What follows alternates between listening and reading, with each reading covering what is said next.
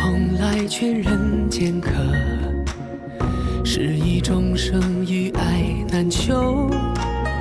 但去尘埃又会如何？此心可悟不可修。造化酿成风月一滴泪，伫立的悲心梦蝶梦秋水。万劫终不会再流到掌间来回。我看不破地去天归，造红尘不须百转千回。浮花开，望年岁，惹菩提潸然低眉。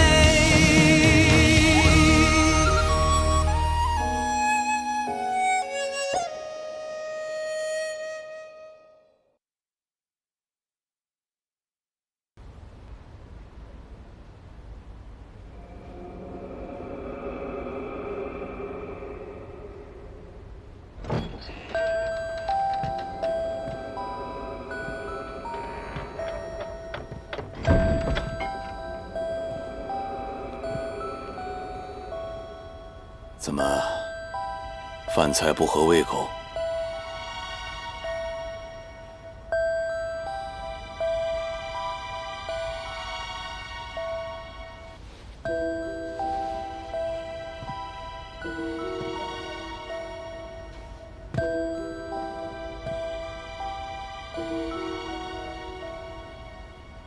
这900年，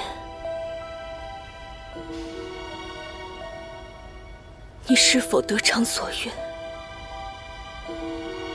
虽是大功告成，但是岁月悠悠，寂寥难耐，那份真心，那副容颜，再也未能出现。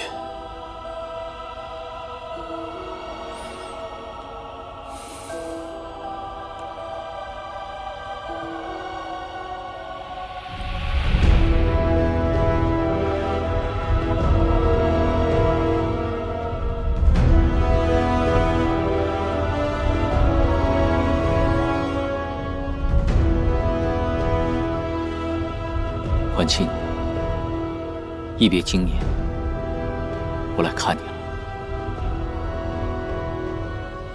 为求真相，得罪了。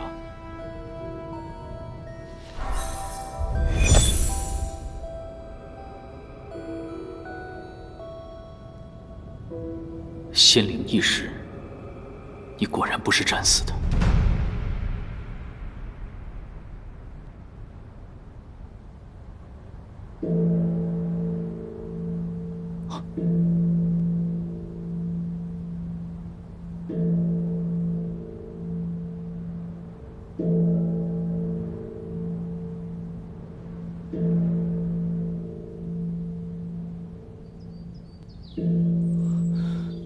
出大事了！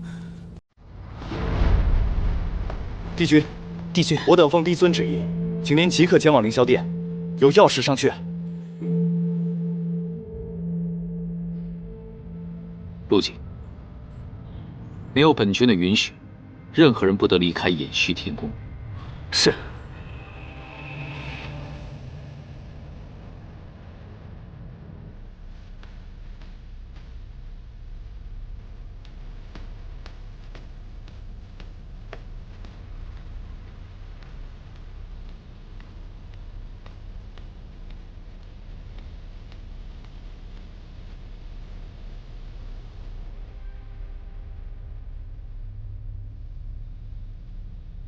帝尊，天中撞响9次，乃九重天100万年来未有之事。敢问帝尊，发生了何事？自汝归位以来，异状频发，众仙官甚是担忧，纷纷上奏，所以今日无不得已把汝请来一叙。上一次钟声响彻九重天，乃是仙魔大战得胜归来之时。应渊何德何能，让钟声再次为我而鸣？还请帝尊明示。吾用9道天中封闭天门，皆因这九重天只剩你一位帝君，整个天界无人可以抗衡。若不如此，众仙官怎敢仗义直言？此皆是为了天界安危，不用介怀。应渊君镇守天界数万年，向来是吾辈楷模。可归位以来，不知何故心性大变。我统领天兵，应渊君未曾有一次过问天界防务，只见你屡屡下凡，留恋人间。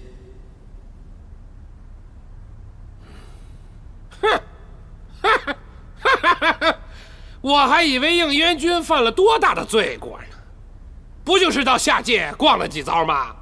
可笑！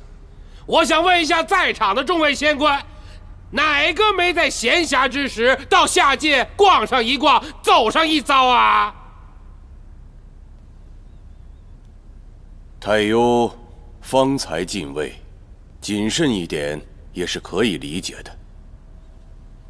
应元君，吾记得你从前从不无故下界。帝尊也让我养伤为由卸了我的差事。天庭守卫并非我管辖之事，如何知会？之前罹难时，我屡遭丧命之险，来者行事诡谲，欲毁三界和平，因此我去下界调查。何人敢大胆谋刺于你啊？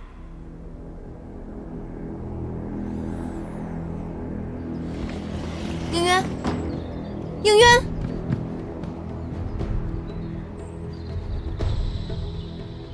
天界近日并无要事发生，突然敲钟，九重天门尽数关闭，上神亦无法出入，难道真的和应渊有关？可万一不是，白日外出被人识破我伪装姐姐，反倒惹来麻烦。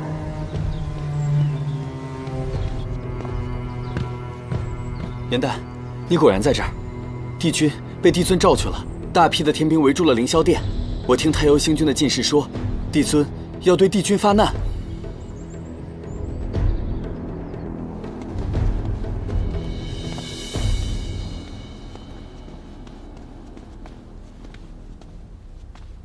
帝君的安危关乎三界的安定，下界时也会有人暗中保护。谁知天兵所见，你下界并没有查案，而是私会妖女。应渊君，你守护的是三界，还是私情？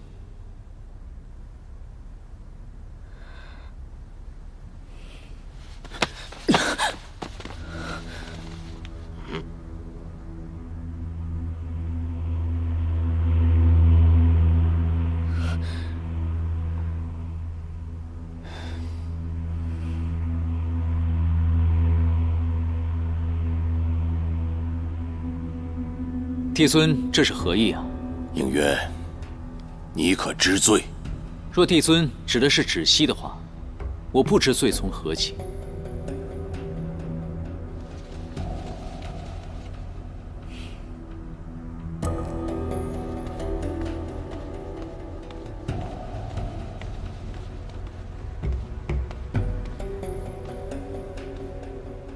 帝尊，帝君。是芷溪行事不周，近几日我在帮帝君修补法器，因为太过心急，所以几次出入偃虚天宫，不仅令帝君被太幽星君误会，而且还得罪了帝君身边的进士。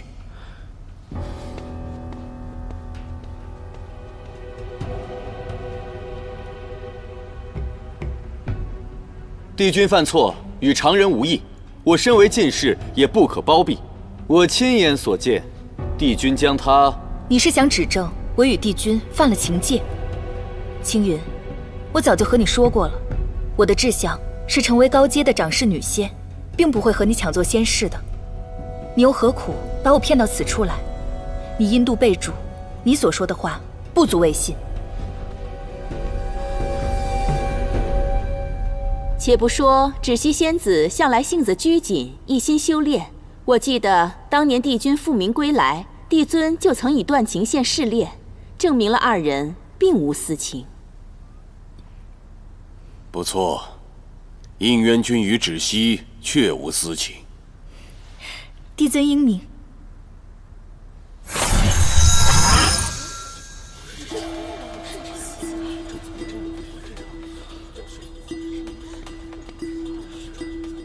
他不是芷溪，是转荣诀。不错，与应渊有情的，始终都是昔日的偃虚天宫的仙士，今日野揽小妖，颜淡。帝尊，我此次上天界，皆是因为我的好友陆明失踪一事，与应渊还有芷溪毫无关系。若帝尊要责罚的话，我愿一人承担。应渊，此等伎俩，瞒不过吾，难道能瞒得过你吗？你在下界历难之时，就曾与此妖女有所纠葛，吾并未在意。现在九重天对有情之人不再苛责，但你明知他是颜淡，却称他为芷溪，诓骗诸仙家，真的是甚失无望啊！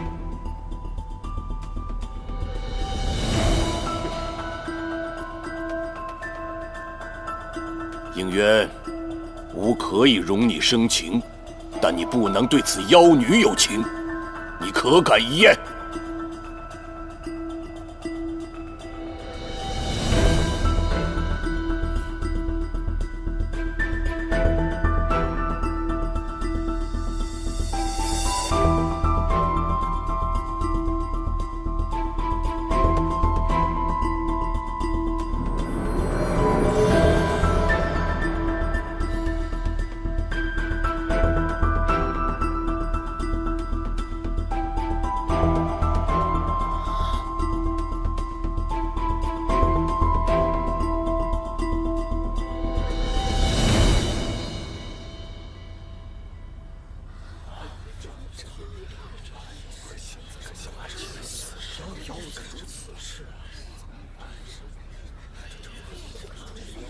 断情线未断，堂堂帝君竟真的爱上了下界妖女，哼，荒唐，荒唐至极呀！沉香并未成血，对吗？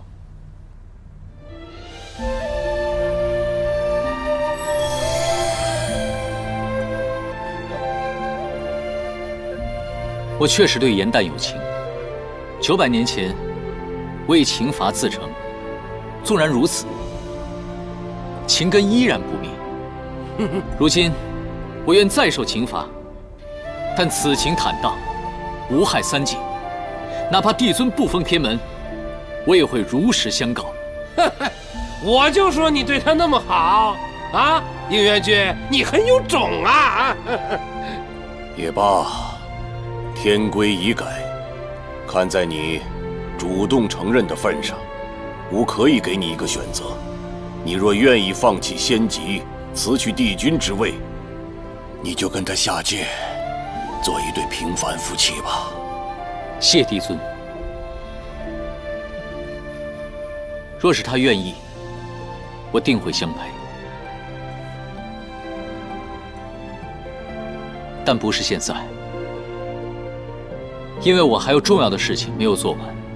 世事难两全，如果你不愿意放弃仙籍，便要受到刑罚。此妖女已经失去仙籍，以妖女的身份蛊惑帝君，理当处死。有我在，没人可以动她。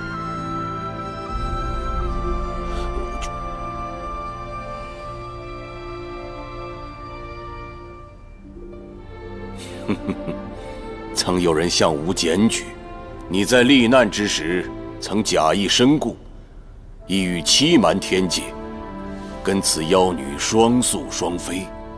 之前吾还不信，如今看来，此言非虚啊！当时帮助帝君假死，欺骗天界的仙官，是同我一同服侍帝尊的陆明。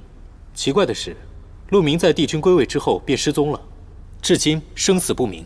你二人是否为了隐瞒真相，害死了陆明？帝尊，我想陆明之死，您比任何人都清楚。而如今您却在这里贼喊捉贼，大胆，竟敢污蔑帝尊！暗中查探的这段时间，无论多少证据指向你，我都在想，这之间会不会有什么误会？可直到今天，容不得我再自弃。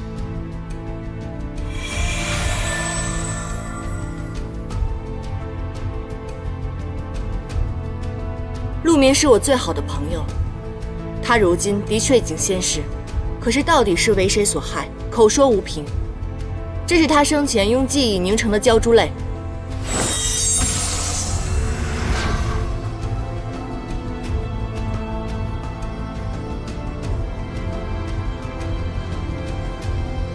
帝尊，您找我？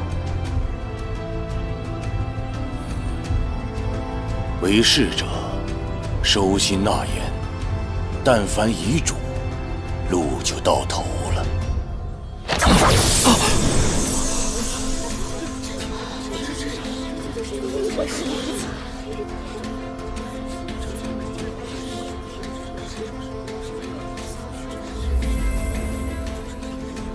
凭这个画面，不足以说明真凶到底是谁。可是陆明在死前给我留下了一个重要的线索，那便是九曜连珠。没错，九曜连珠乃是万年一遇的奇异天象，以此可练修罗邪术，乾坤隐，功成便不用再修行，可直接吸取他人仙力。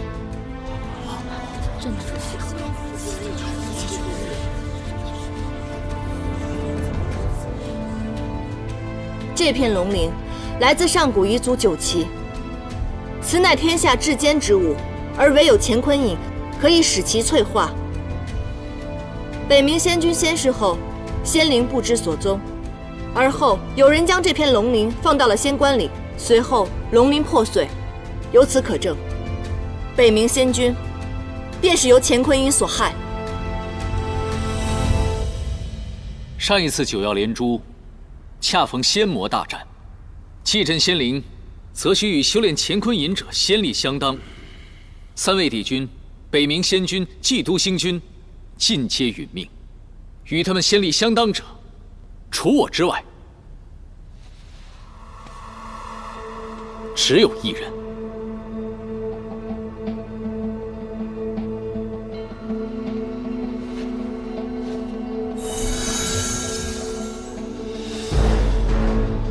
金蝉翼是修炼乾坤隐的最佳法器。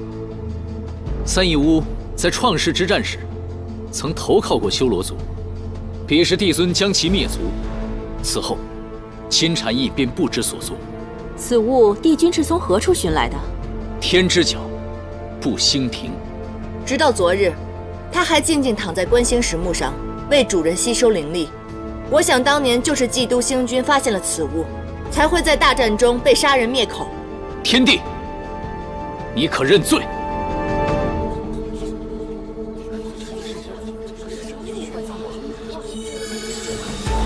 夺法器，修邪术，挑起仙魔大战，残害同僚无数。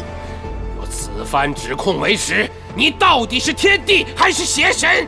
应渊，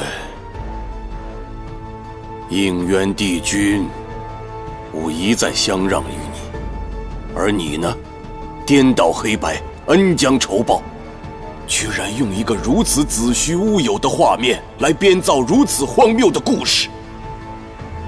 是不是故事，争辩无益。我这里还有最后一片九岐龙鳞，帝尊，你可敢将它握在手中？若你从未修习过乾坤隐，此物可证清白。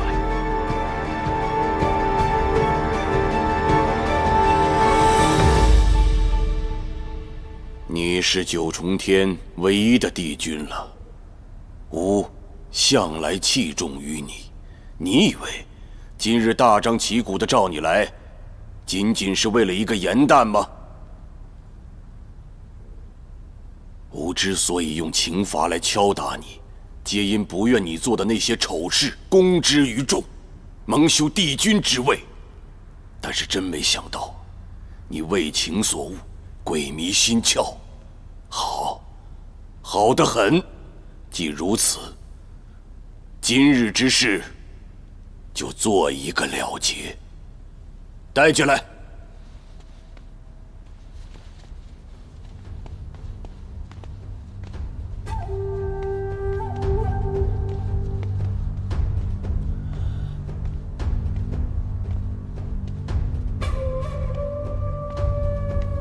陶姐姐不对劲，看来柳微阳已经落到了天帝之手。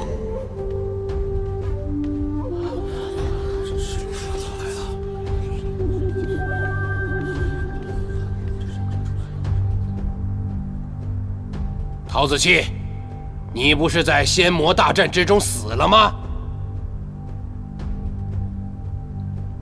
众卿看的没错，他正是陶子期。陶子期，你为何死而复生？与众仙说说。当年仙魔大战，我受命赴魔族，劝邪神止战，不料竟意外撞见应渊，与邪神私会。应渊意图谋篡天地之位，早与魔族联手，利用仙魔大战，重挫支持帝尊的帝君与仙君们。我因此被应渊灭口，于生死场沉浮多年，后被帝尊救出，才得知当年3位帝君以性命为代价，杀死邪神，阻止了应渊的阴谋。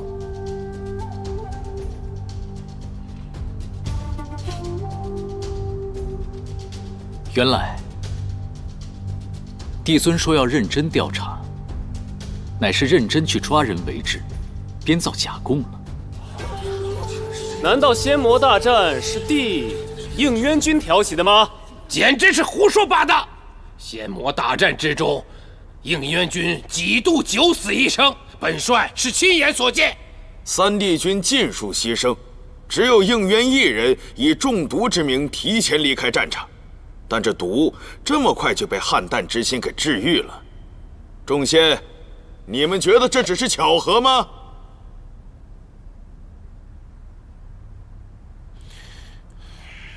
汉淡之心在我体内，救不救帝君，皆凭我意。况且，若要做局的话，怎么会有人将自己的生死大事放在一个外人之手呢？哼，兵者，诡道也。下策伐谋，上策攻心。你有没有想过，之前你在北冥仙君处当差，为何在仙魔大战前夕被应渊调去了偃虚天宫？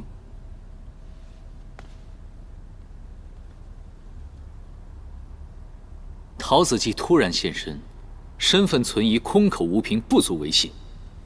天帝，你只需手握9旗龙鳞一焰，便可洗清指控，何必如此大费周章呢？哼，谁知道你有没有对龙鳞做什么手脚？帝尊何必受此折辱？应渊，吾警告仙官陆明，皆因其知道天界的一桩陈年秘事，吾本应永远隐瞒，真没想到。吾一心想保护之人，竟编造如此谎言，来构陷于吾。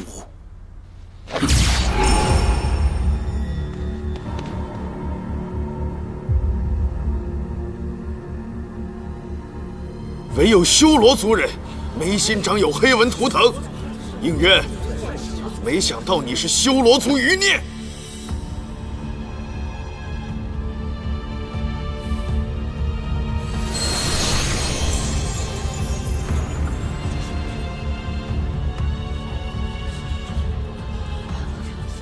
永夜宫，永夜宫，老元帅，你参加过上古之战，自然认得此写法。应渊不是修罗族普通的后代，他乃是修罗尊主玄烨之子。玄烨杀人如麻，用乾坤引屠戮他族，方才应渊提及此术，哼，果然是一脉相传呐。你曾说我父母是2族无名之辈，今日又改口，到底哪句是真，哪句是假？往日吾怕你被身世所累，望你一心向善，才有所隐瞒。但是吾万万没想到，你偷偷取出了镇魂剑，偷袭永业宫，这是要步你父亲后尘吗？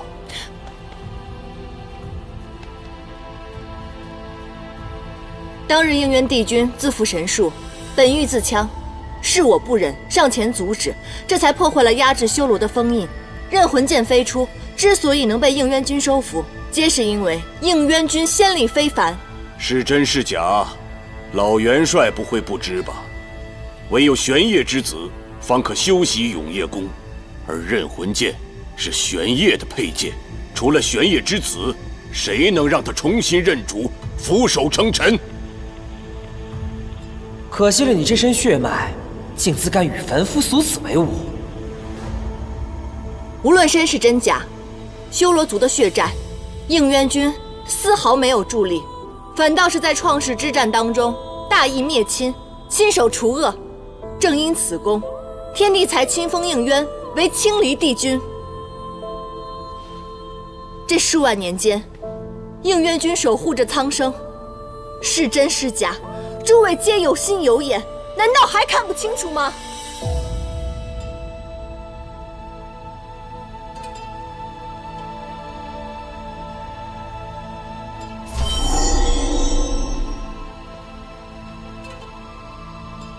我相信应渊君，就算他是玄烨之子，那又如何？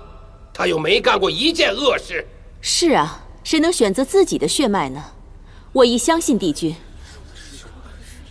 吾曾经也以为可以教化他，成为天界的栋梁，可没想到应渊生性本恶，为篡天帝之位，居然妄想修罗族卷土重来，还勾结魔族残害同僚。创世之战失败后，他又心生一计，今日他编造出如此荒谬的故事来陷害吾。之所以应渊如此胆大妄为，是因为你知道，吾待你如己出，不会对你赶尽杀绝的，对吗？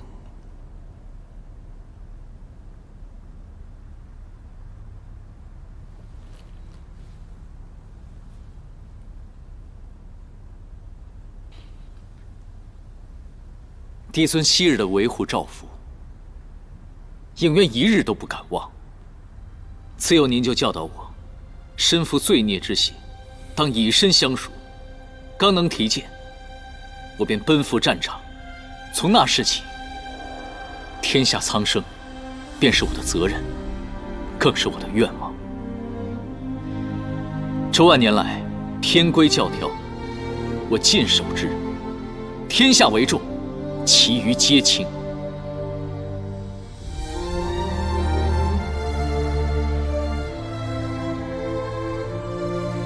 在没有遇到颜淡之前，这世上没有应渊，只有帝君。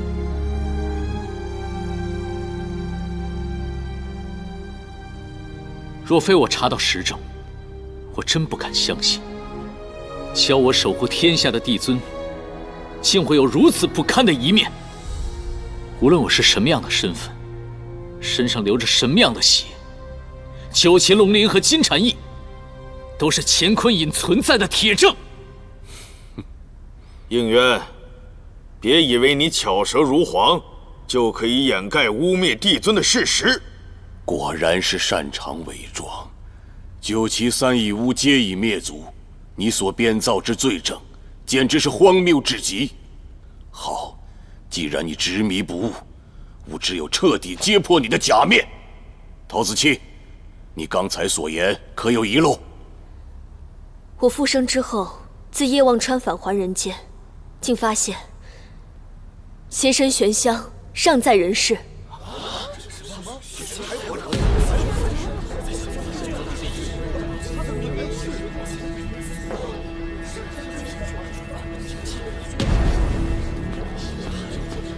你说什么？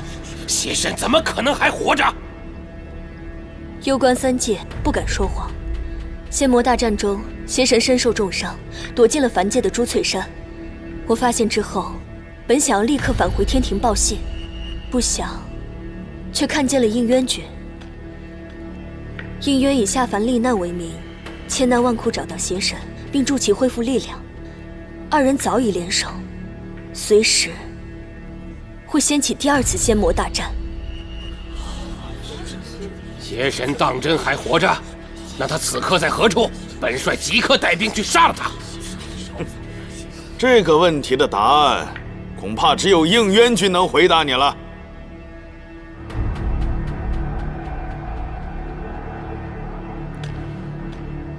应渊君，本帅相信你和魔族无关，但邪神到底是怎么回事啊？此邪神非彼邪神，挑起大战的人并不是他，而是魔族长老朔华，以傀儡术顶替的。颠倒黑白，莫不如是。众卿，正所谓孤证不立，陶子期所言还有人证。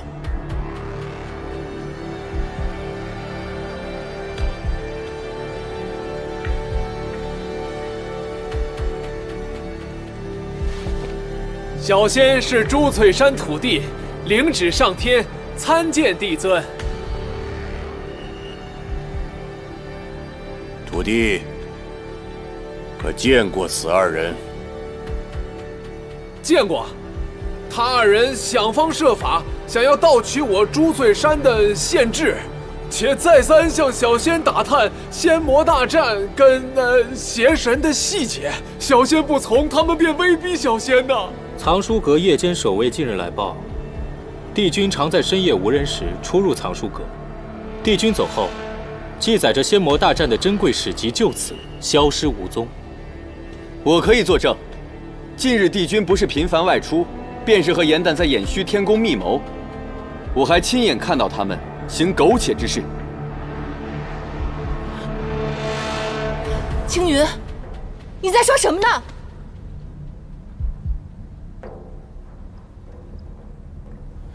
好你个应渊啊！蛰伏900年，只为了找回邪神，一回来就急于销毁罪证，把脏水泼给帝尊。修罗族果然不可信，杀了他，为死去的同僚报仇。帝君应渊，身为修罗族余孽，得天庭收留，委以重任，但其不改狼子野心。结魔族挑大战杀同僚，为一己私欲，罔顾天下苍生。九重天再容不得此人。吾宣布，将应渊押至天刑台，处以怨刃之刑。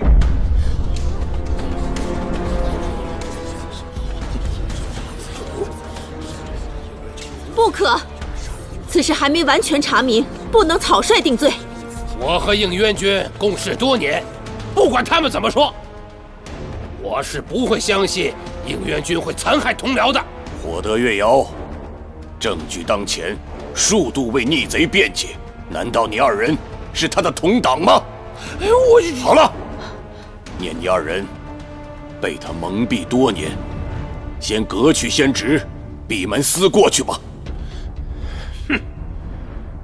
若还有谁要为应渊求情，可以与他一起共赴天刑台，受怨刃之刑。欲加之罪，何患无辞？今日我便要验个明白。应渊，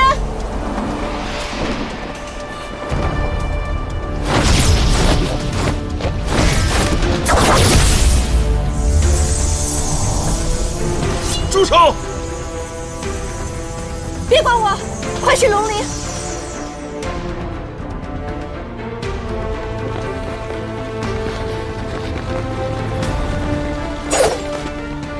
应渊，别管我了，我们邯郸没有那么娇贵。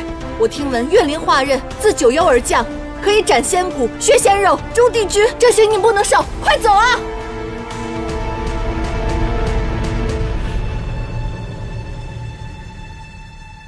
我不能看着他们伤你。应渊，吾已陈10万天兵于凌霄殿外，你无路可逃，束手就擒吧。若你还执迷不悟，屠戮先族，我现在就将你心爱之人处死，以惩你偷天罪行。别管我，走！放心，我们肯定会没事的。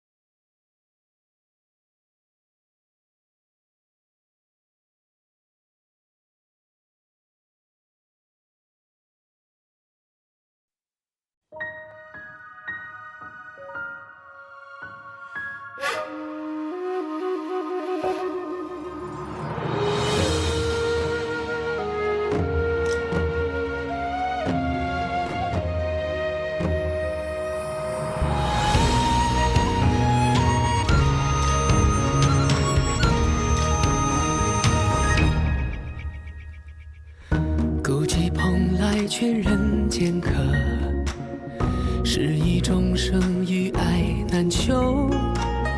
但去尘埃又会如何？此心可悟不可修。造化酿成风月一滴泪，伫立的悲心梦蝶梦秋水。万劫终不会再流。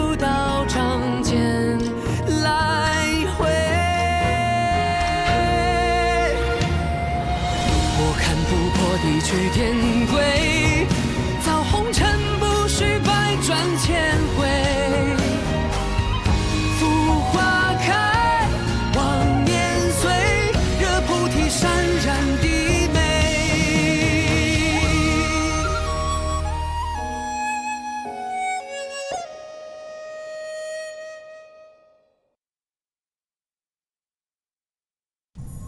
据说这怨刃之刑有9981道，每受一道，就如同多了一次升仙之劫。岂止啊！怨刃肉体会分而化之，将皮肉筋骨全部切开割碎，内里被碎尸万段，只剩皮囊完整无缺。应渊，只要你肯认罪，和盘托出你是如何与魔族勾结，念在你往日的战功，我可以给你最后一次机会。这话该是我说给你听。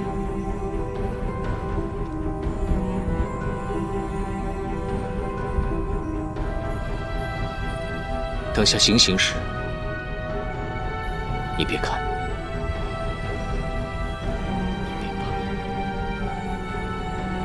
死不悔改，用刑！且慢！小花妖，你是想劝应渊认罪伏法吗？无罪之人，何来劝说之理？他若是蒙冤受刑，女身在此，我又岂能独活于这世间？今日，我便要和他一同受刑。严淡，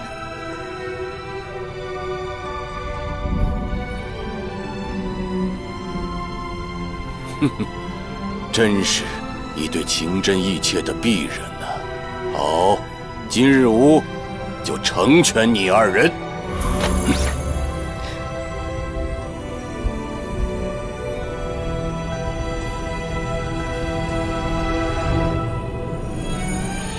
你受不住这刑罚，真是个傻子。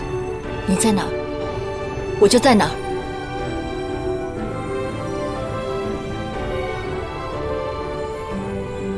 天帝，因为意气私欲，挑起3界大战，罔顾生灵，不配为仙，更不配统领3界。放肆！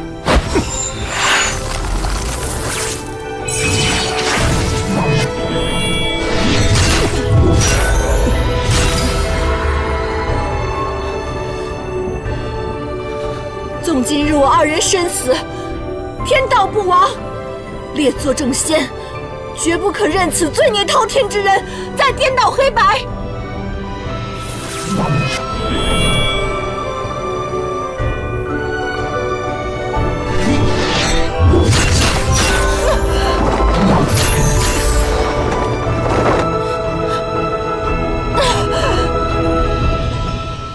严淡，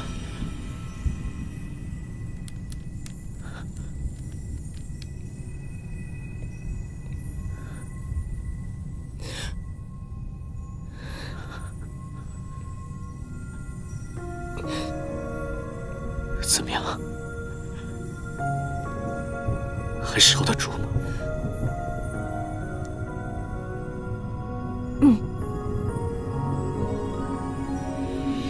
好。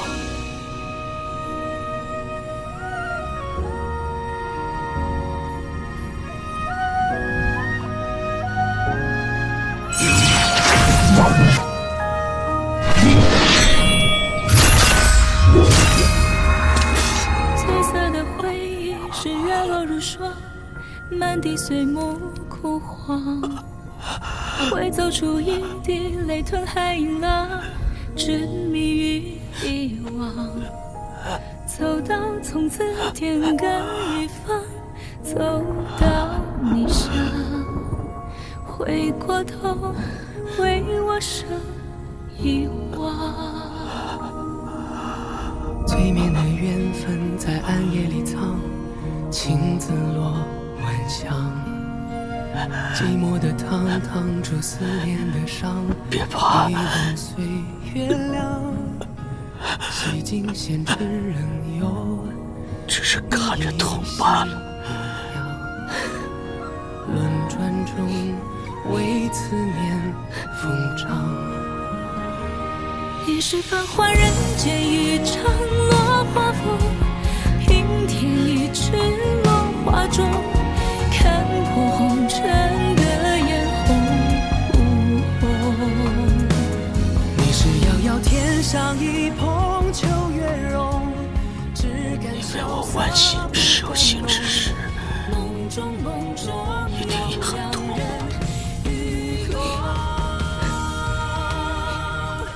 不要哭，不哭。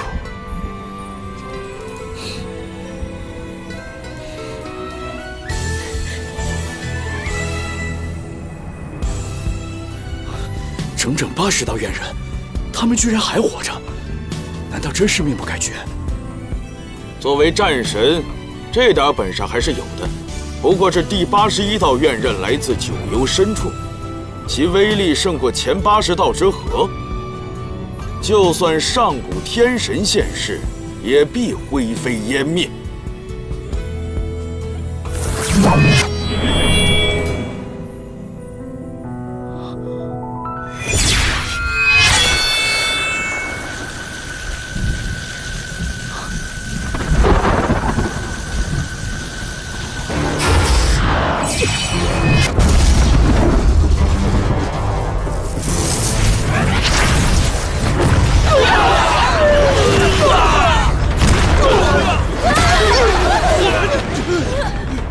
竟然用怨刃击破了天门！走。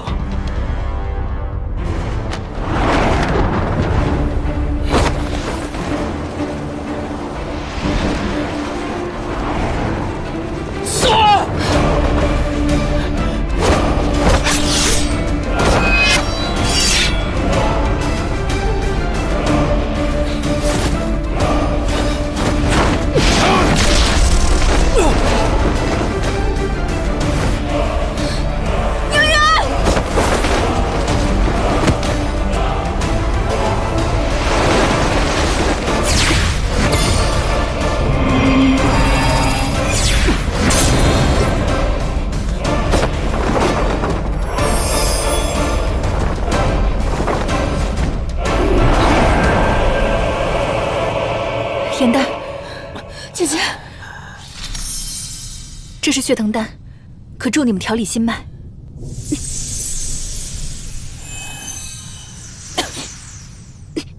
姐姐，你怎么了？你手怎么这么凉？我无事，你们快走吧。好。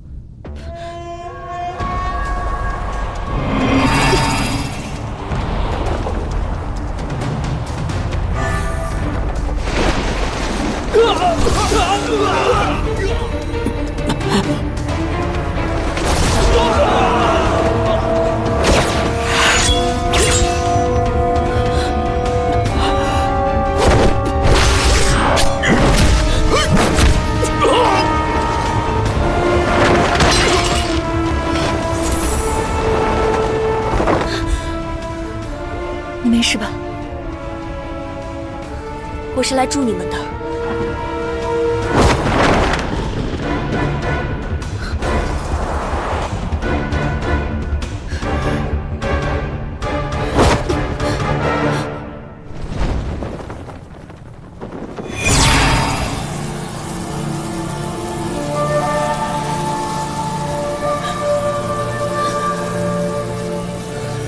姐，姐，你干嘛？快回来！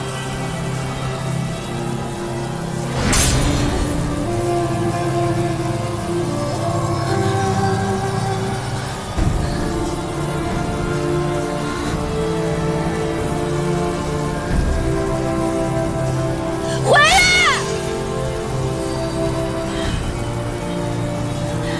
姐，芷溪会永远保护严丹。这一次一定不会食言。姐，姐，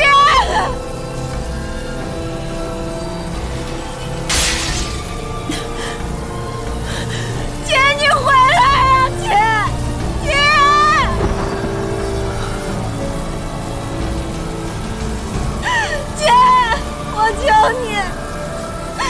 求你回来，姐姐！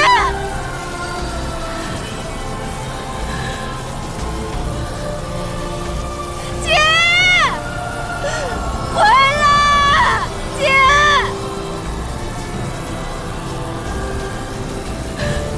快走！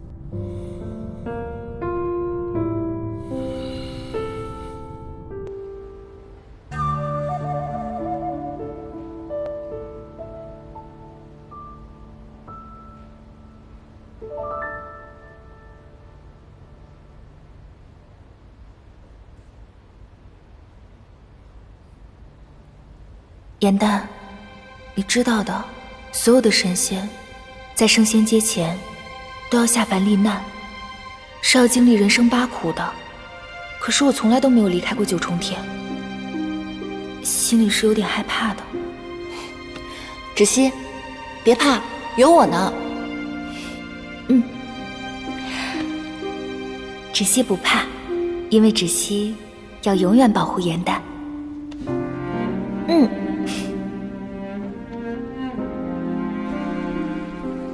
我把仙血全都收集回来了，我的惩罚便是芷溪跟颜淡从此以后再无生离，只有死别。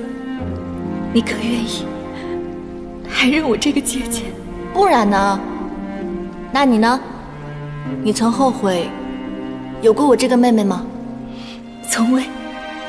我们再也不要分开了。芷溪会永远保护颜淡，这一次一定不会食言。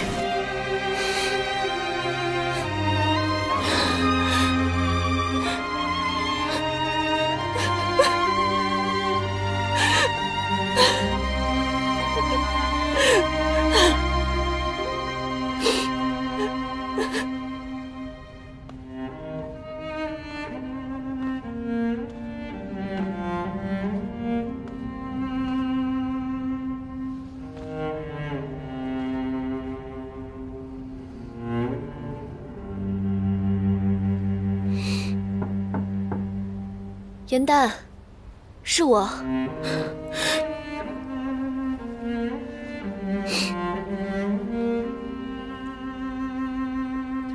进来吧。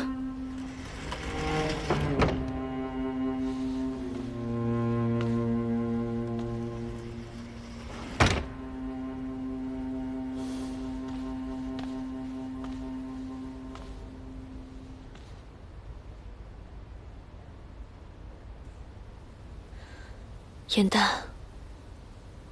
对不起。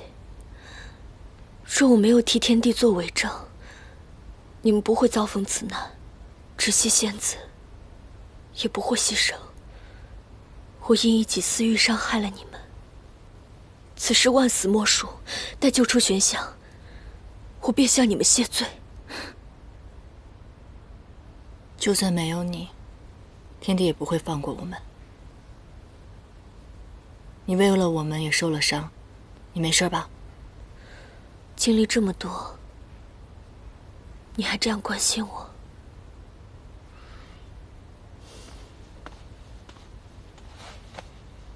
颜淡，以后我可以做你的姐姐吗？我想替芷溪照顾你，保护你。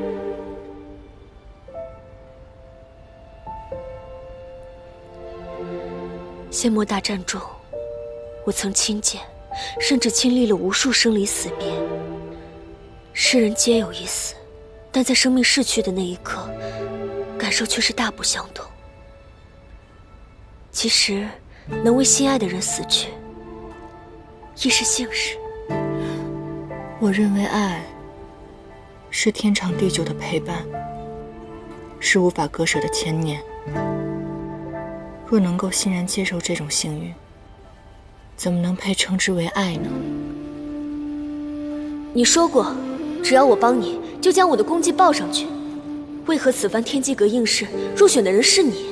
小小鸟族，与稳固神庙的鲛人族乃一路货色，只配做打扫仙士。尔等卑贱出身，怎比得上我天生人胎的仙族？为我所用，是你的福气。长师同我说过，禽兽小族登不得台面，用作跑腿嘛，倒甚是顺手。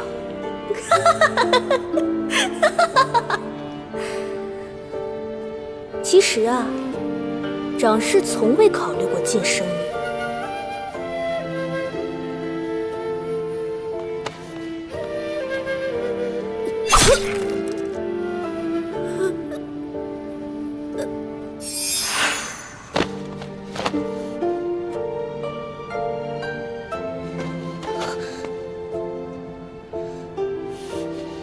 既然被你看到，如何处置？悉听尊便。以出身论人者，死有余辜。既要毁尸灭迹，便应该做到天衣无缝。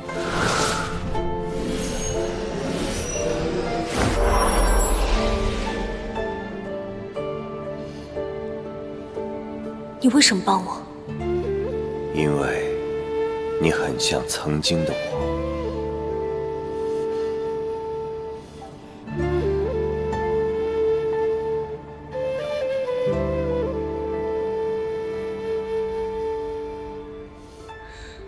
世间每一种爱是不一样的，你怎能断言这不是爱呢？陶姐姐，柳维阳一定会坚持到最后一刻与你团聚的，你们不会再受生离之苦。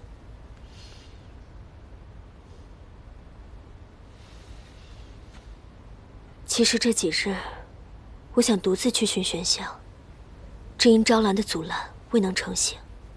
他设下的结界切断了南海与天庭的一切信道。也许是担心我打草惊蛇吧。昭兰这么做也是为了我们好。天帝在外面布了天罗地网，外面很危险。你要记住，只要你好，柳微阳自然也会好。我听闻此结界乃余墨所创，可南海这样大，真的能保证毫无破绽吗？余墨好歹也是个九旗，他设下的结界没有任何问题。如此便好。可久居南海总不是办法。你们接下来有什么打算？我现在没有心思想这些，等余墨醒了以后再说吧。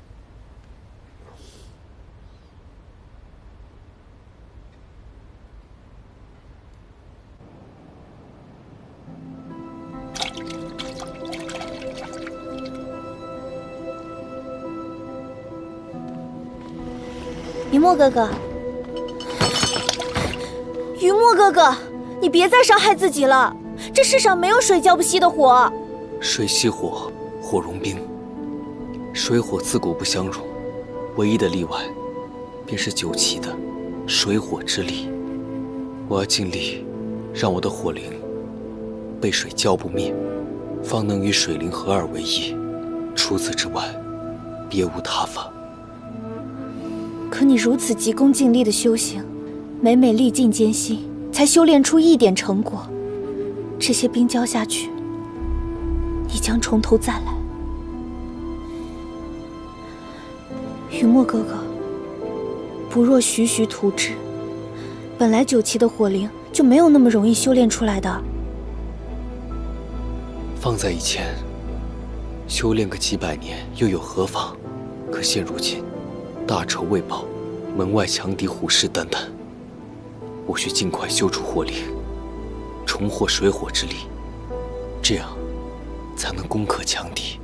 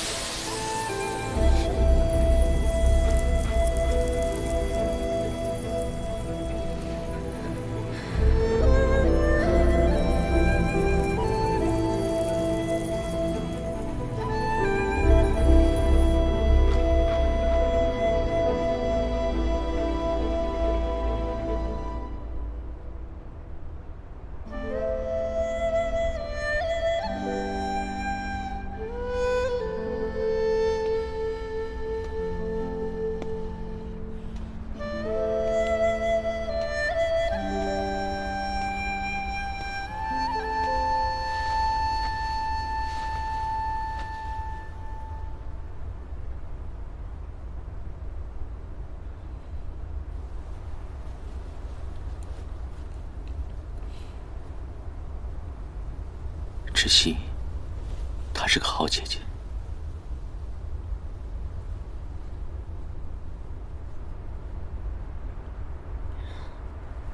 于墨现在怎么样了？于墨，他已经好多了，再过几日便可痊愈。你呢？你的伤势可有大碍吗？多亏了芷溪的血藤丹，才让我护住了心脉，所以我才好得这么快。我觉得我自己像个废物，我感觉我什么都做不好。以前在天上的时候，我只是一个小仙士，那个时候想的就是插科打诨，每天靠你跟姐姐的照顾，无忧无虑的，总觉得有朋友、有亲人在身边，便已经知足了。而后来我学会了什么是责任，什么是爱。我每天很努力的在修行，可我发现我依旧什么都做不好。如果没有我，你就不会上天星台，于墨也不会受伤，姐姐更不会因为我而死。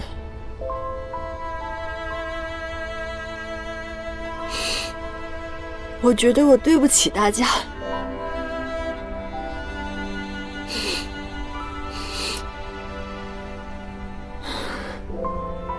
小傻瓜，这一切的错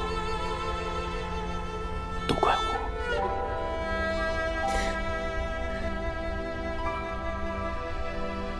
你再哭的话，就成小花猫了。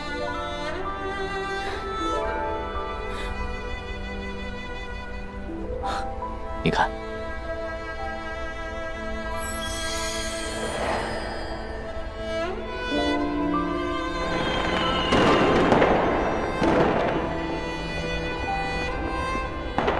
今夜不知我们在等待，也不知他在等待谁。这么晚前来，又面带笑容，多半是为了自己的心上人吧。我们海豚耳力甚好，讲悄悄话是会被听到的哦。其实我是在给姐姐庆祝生辰，姐姐从小就喜欢看烟花，我们约好每年生辰的时候都要一起燃放。你们的生辰为什么只有你一个人啊？你姐姐呢？姐姐嫁去北海了，自那之后我们再也没能和对方一起庆祝生辰，但每年姐姐生辰我都会来海边燃放烟花。我们海豚是四海里最耳聪目明的妖精，无论它在哪里都一定会看到的。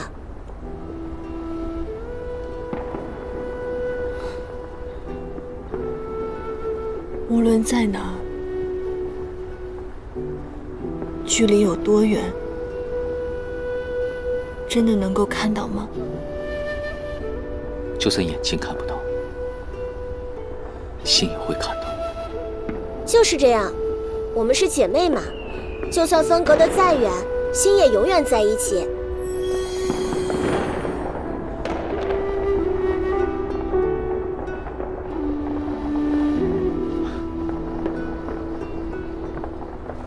想哭就哭出来吧。我跟姐姐约好了，要一起看接星星大典。可如今只剩我一个人了，我把姐姐丢在了天上，我言而无信了。姐姐一定很怪我吧？姐姐还会回来吗？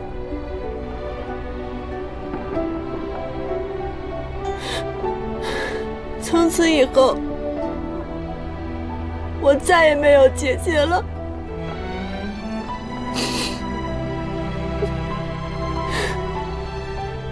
你在凡间时看不到窒息，但是他在天上始终牵挂着，如今也是一样。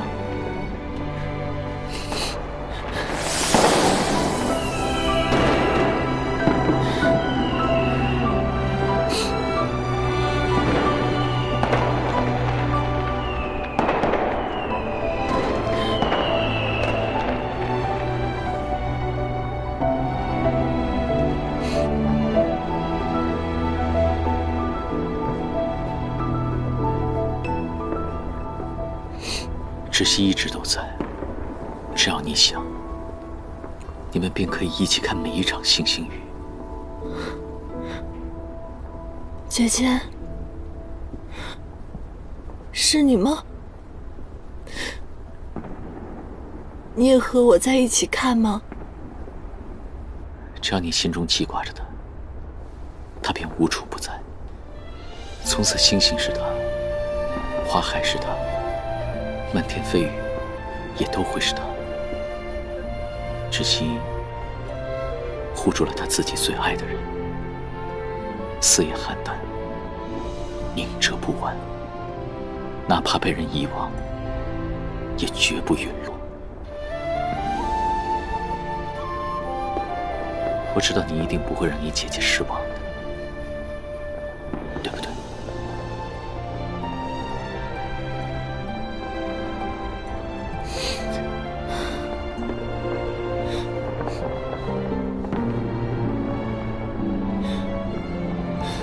姐姐，下辈子我们还要做姐妹，到时候我做姐姐，你做妹妹，我来保护你，让你一生无忧无虑。你放心吧，我会好好替你活下去的，姐姐。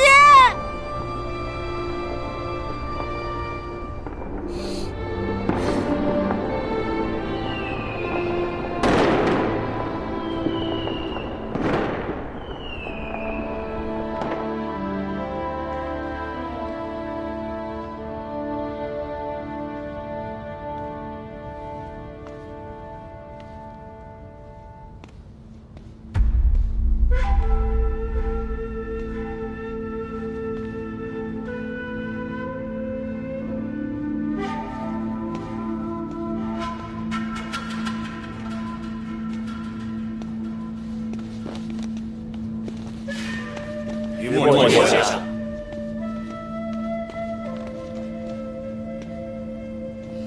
龙尊，此为何意？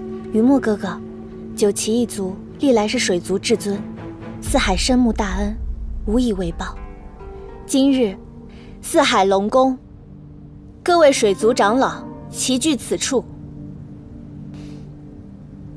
我们商议过了，从今往后，无论你做什么，对付谁，甚至整个天庭，四海水族任凭调遣，绝不退缩。四海水族听凭调遣，为九岐而战。诸位快快请起。这是为何啊？难道不同意吗？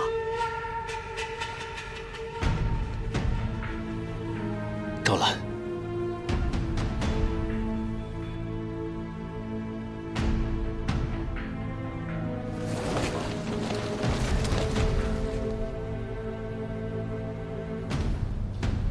诸位，此番我被天庭追捕，全凭南海尽心护佑，我才得以安全。过往之恩，我们可以不必再提。诸位的心意，我代表九旗一族诚挚谢过。雨墨哥哥，接下来我所行之事异常凶险，我不可也不能让水族臣民陷入危险之中。雨墨哥哥，这本来就四海水族安存于世，便是我九旗一族最大的心愿。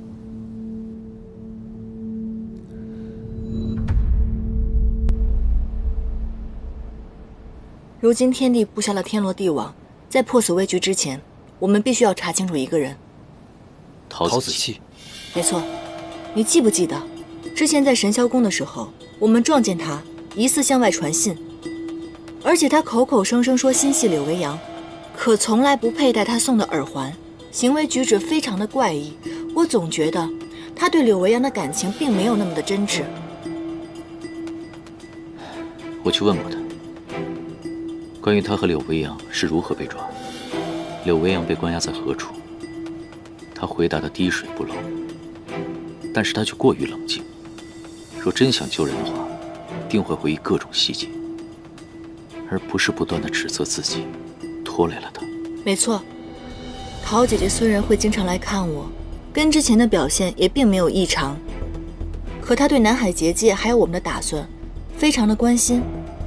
之前在天星台的时候，我便有所怀疑，她为了自己的爱人投靠了天帝，那为何最后又不顾自己的爱人出手相助呢？她如此行事，岂不是里外不是人了？对他既有怀疑，为何要救他离开？若陶子期是友，我们为了柳维扬理应相救；若他是敌人，我们把他握在自己的手中，便是仁政，是日后揭穿天地有力的筹码。可陶子期若没问题的话，柳维扬一日未被救出，他便有可能再次投靠天帝。所以我们日后行事，谈话更得小心谨慎，免得让他有机可乘。那日天星台大战的时候，你突然攻向天帝的腰间，有没有发现什么？他的腰带被刺破后，那里透出寒光，发出兵刃相接的轻音。我认得那把腰中剑，那是基督星君缓钦的贴身武器。可天帝为何要佩戴已逝星君的佩剑？我曾试探过，有一次天帝不慎拂落了我棋盘上的棋子，却能不差分毫的还原。但只有懂棋之人才能做得到。但天帝他不通棋术，又从不饮酒。如今，他好像变了一个人。没错，变了一个人。之前姐姐也这样说过，说天帝自从仙魔大战之后性情大变，之前的他严肃古板，而如今他不但一再变更天条律法，甚至连刑罚都放松了，还设宴与众仙一起同乐。你们说，天帝会不会已经不是天帝了？既然那个神秘人会傀儡术，那天帝可以成为任何一个人，也就是说，任何人都可以成为天帝。我自幼受帝尊教导，之前一直不理解，心怀天帝的他，为什么会变得如此贪功嗜杀？他以身居尊位，没有任何理由去残害各位帝君，更没有理由来杀我。如果帝尊是以傀儡术假扮的，就都解释得通了。